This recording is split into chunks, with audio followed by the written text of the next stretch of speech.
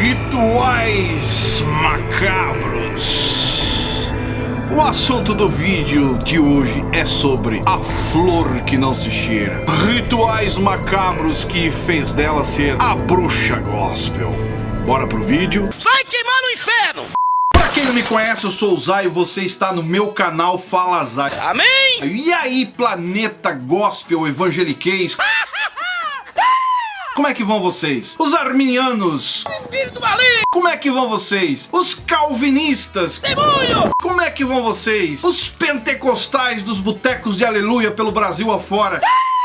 Espero que vocês estejam todos bem, todos correndo atrás dos seus objetivos. E eu aqui continuo sentado na cadeira maquiavélica, dando aquela revirada no lixo evangeliquez nas profundezas e tentando trazer pra você a ideia que a maioria não sabe, mas que existe macabrice por detrás dos bastidores também. Isso é, até que me prove ao contrário. Pra começar o vídeo, você precisa entender o que é uma bruxa, né? A florzinha que não se cheira, a florzinha de Jesus, se transformou numa bruxa. Na verdade, mostrou ser a bruxa que sempre foi. E pra você que não sabe, bruxa é o nome dado a uma mulher que supostamente teria pactos e poderes demoníacos. Uma feiticeira que pratica a magia negra e a bruxaria. E a palavra bruxa também pode ser usada a uma figura de uma mulher, isso é, definindo uma mulher velha e feia, principalmente internamente, né, por dentro. Por que eu estou falando isso? Porque tem um depoimento, inclusive ela tentou se retificar, dizendo que o cara era mentiroso, que ia processar, que ele ia ter que provar tudo isso, mas o depoimento está aí. Se liga só o que diz o depoimento pra polícia, né, delegacia, enfim, tá aí. Flor de Lis, o que cuidava de toda a parte social e burocrática do grupo. O declarante era chamado como Josué, sucessor de Moisés. Isso é palavras do denunciante. Olha só. A rotina na casa era de orações e cuidar de crianças, já acolhidas pela flor que não se cheira. O declarante conta que, tão logo foi morar na casa, teve que fazer um ritual de purificação, veja bem, ficando isolado durante 7 dias em um quarto da casa. 7 dias fechado, dentro de um quarto. Isso aqui é palavras de um do que foi vítima de todos os rituais macabros lá na casa da florzinha de Jesus, da bruxa gospel. Olha só o que ele diz: deveria vestir roupa branca e alimentação à base de arroz e legumes, isso fazendo referência lá, né, aos 4 jovens, Sadraque, Mesaque e Abednego, levado para o declarante no quarto, né, ele recebia isso no quarto durante esses 7 dias. O declarante ficava com uma Bíblia, orando, segundo conta, se consagrando para Deus. Durante esse período, recebia visita do grupo, inclusive da florzinha da bruxa gospel, e em determinada ocasião, ainda dentro do período dos 7 dias, a florzinha foi ao quarto sozinha e o declarante sentiu um clima mais íntimo. Tipo assim, né, rolou aquele clima para fazer aquilo que todo mundo sabe que ela gostava de fazer. Com os filhos, óbvio, filhos, né? Relata que nesse dia teve relações sexuais com a florzinha. Cara, isso aqui não é uma acusação leviana, não. Isso aqui está registrado, né, nos processos, enfim. O declarante se recorda que aquilo lhe causou um efeito como que se fosse mágico, pois considerava que havia tido relações praticamente com um ser divino, pois era assim que a florzinha, a bruxa gospel, se apresentava, passando essa ideia, óbvio. E ainda tem mais um aqui. Não sabia extremamente de que se tratava. Outro ritual que presenciou foi uma ocasião em que a bruxinha gospel aí, né, a florzinha, estava em seu quarto com o pastor Anderson, e daí dá o nome de outros ali, e pediu para que eles cortassem a mão com uma pequena faca e com o sangue escrevessem em uma folha um determinado salmo, o qual o declarante não se recorda do salmo. Aí você vem me dizer que isso aqui é liviano, né? Liviano.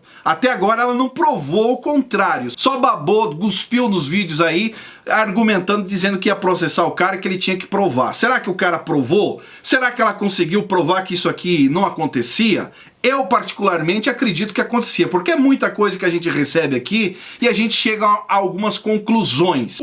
Esse homem aí, ainda revelou à polícia que em certa ocasião, a qual ele foi convidado a participar de um ritual a qual ele não participou até então. E nesse ritual, segundo ele, o pastor Anderson foi pelado e ficou no centro de um círculo onde estavam as demais pessoas e ele no meio. E a Florzinha começou fazer o ritual, tipo uma espécie de reza, uma oração, conforme eles chamam, né?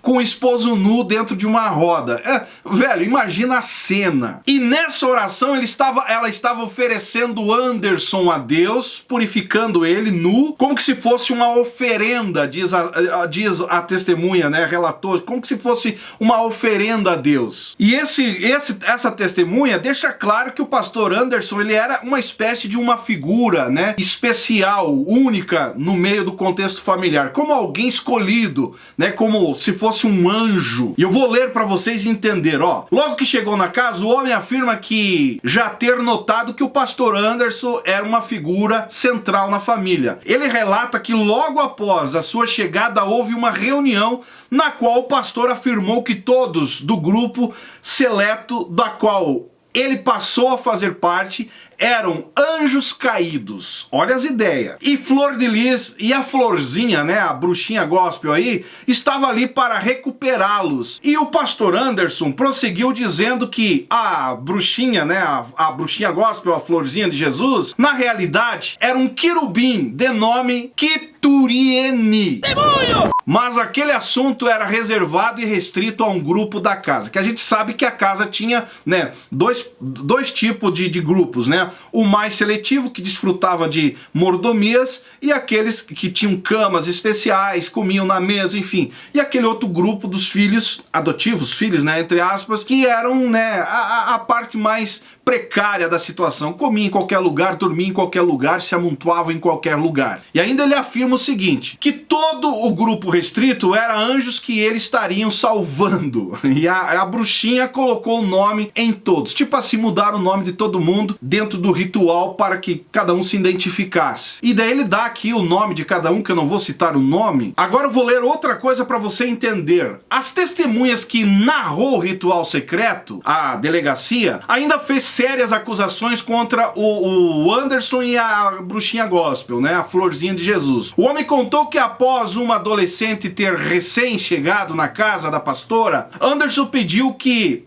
a Florzinha de Jesus autorização para que se relacionasse sexualmente com a jovem. Diz que Flor de Lis a autorizou e de fato ocorreu. E o fato ocorreu por vezes. No entanto, a jovem não gostava dessa situação, mas obedecia, o que era determinado pela Florzinha de Jesus, aí a bruxinha gospel. Diz trecho do depoimento. O homem ainda relatou que Florzinha, né, a bruxinha gospel, recebia pastores estrangeiros em sua casa e uma das filhas era oferecida sexualmente para eles. Esse assunto aqui é sério. Eu recebi lá no começo muita denúncia a respeito disso, que era exatamente isso que acontecia. Até então não tinha provas. Agora, como o cara foi à delegacia e declarou isso, está mais do que provado para nós comentarmos aqui. Isso é, ela tentava agradar a quem recebia, pastores, provavelmente pastores de renomes na sua casa. Em outras palavras, não passava de um prostíbulo aonde ela era cafetona e dava, né, as filhas que ela pegava pelas ruas adotando em troca de gratidão e reconhecimento. Cara, uma verdadeira palhaçada.